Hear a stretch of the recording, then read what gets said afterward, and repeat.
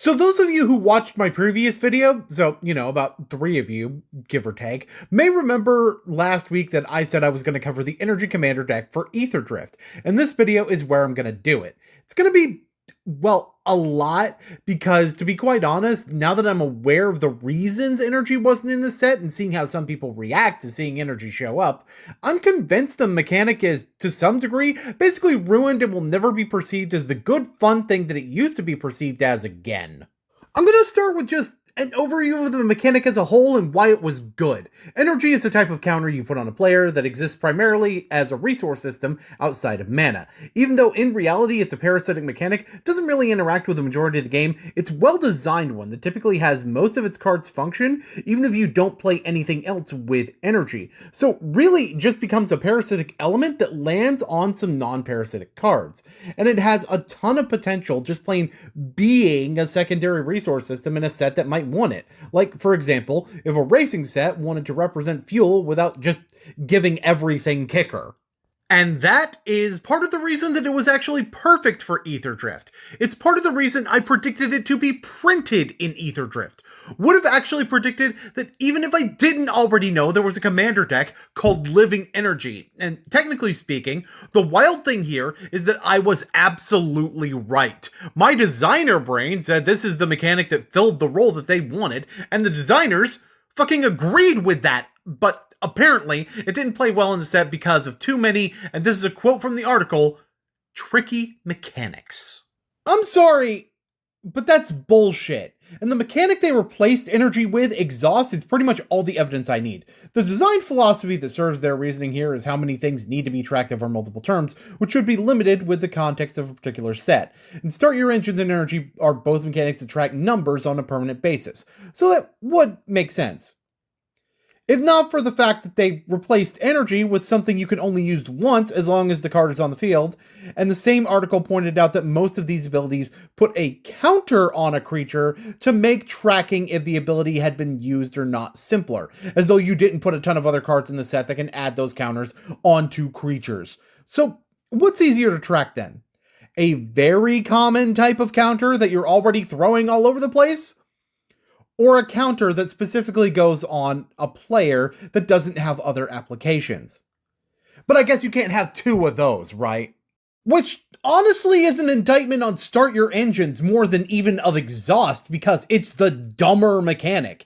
It's supposed to represent speed, but the way the cards are designed actually slows down the game most of the time. It also doesn't really interact with other mechanics of the set very well, because it calls for damage in a set where life totals would normally change less often, since thanks to vehicles, you need more of a board state in order to be able to swing in. And it's not like this set has a tons of pingers printed in it either.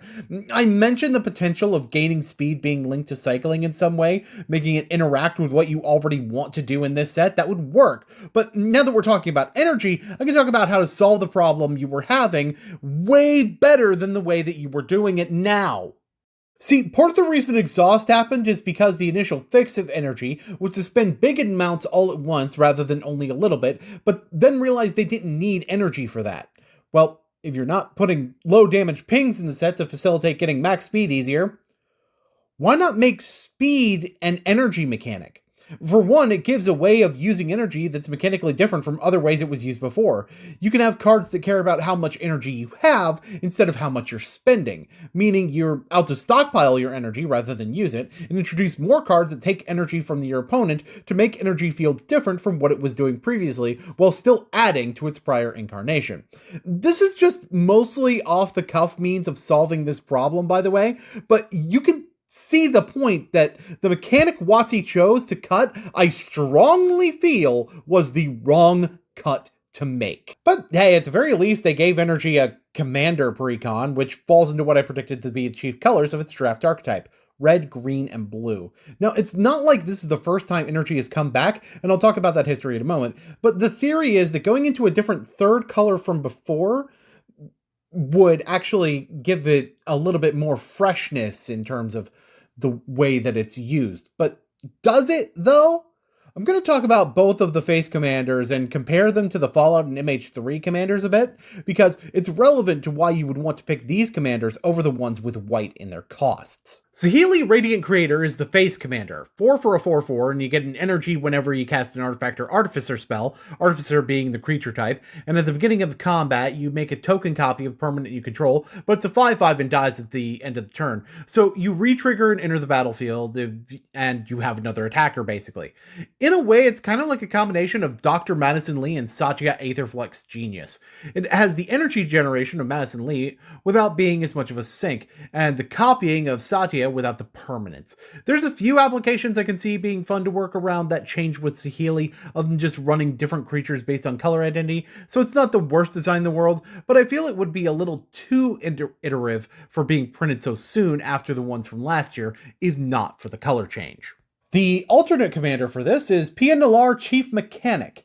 3 mana for a 2/4 that gives you 2 energy when you deal combat damage to a player with an artifact creature, and you can spend energy to make a vehicle you can crew for 2 power, so basically with Pia. See, now this is pretty interesting and actually does do something different from any of the others, although with some similarities to Satya in terms of play pattern, but either a little more restrictive or just clever if you want to go in a more vehicle-oriented direction. Actually, that brings me back to the clickbait I was saying at the beginning of the video, how this mechanic is ruined. Wouldn't want the opening paragraph of this video to be a lie, after all, that'd be too much clickbait.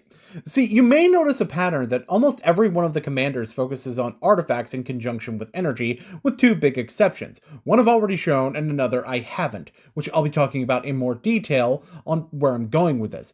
This makes sense on the surface. It was linked to artifacts in the first place because of its introduction in Kaladesh, and its natural fit in terms of flavor too, but it's far from the only use for energy, even on the outset. Creatures like Aethertide Whale show it as a form of natural resource even in its original set, and spells like Harness Lightning give spells that are empowered by energy, giving it a little bit of a storm-like quality. Hell, I brought up Pia already. Liberty Prime Recharged is a whole different kind of artifact-based energy commander, as well, with it supporting more of an artifact aristocrat strategy, and the Boros energy deck that came out in MH3, even outside Commander, sure as hell wasn't an artifact deck. But it's really when talking about Modern Horizons 3 that I have to come back to that ruination point, because it seems like whenever WotC prints energy strategies that aren't artifact based, they wind up doing something broken with it, and that includes Aetherworks Marvel, in spite of the fact that it's, literally an artifact. Well, at the very least broken in 60 card form, as the cards get a lot less broken when you only run 1 of each. There was also some backlash to even getting this commander deck, given that it was, the 3rd energy commander deck to come out within a year. And not only is this just green instead of white, the blue-red color combination has gotten decks in every group of commander decks since Murders at Karlov Manor, with the exception of Duskmourn, and only one of those wasn't Jeskai. Now, I'm eating as a Jeskai enjoyer, but shit, when half of them are the same archetype, it feels really fucking repetitive. Actually, you know what the most exciting commander from this deck is? Nissa Worldsoul Speaker. 4 mana for a 3/3 that makes 2 energy on landfall, and you can spend 8 energy to cast permanent spells for free. It does energy in a unique way, but one that's actually supported, namely a land matters strategy. Sure, mono green is a little restrictive, but you add a few other landfall energy makers, big stuff at the top end to take advantage of how many lands you've got, and it's a deck that already exists, taken into a new direction.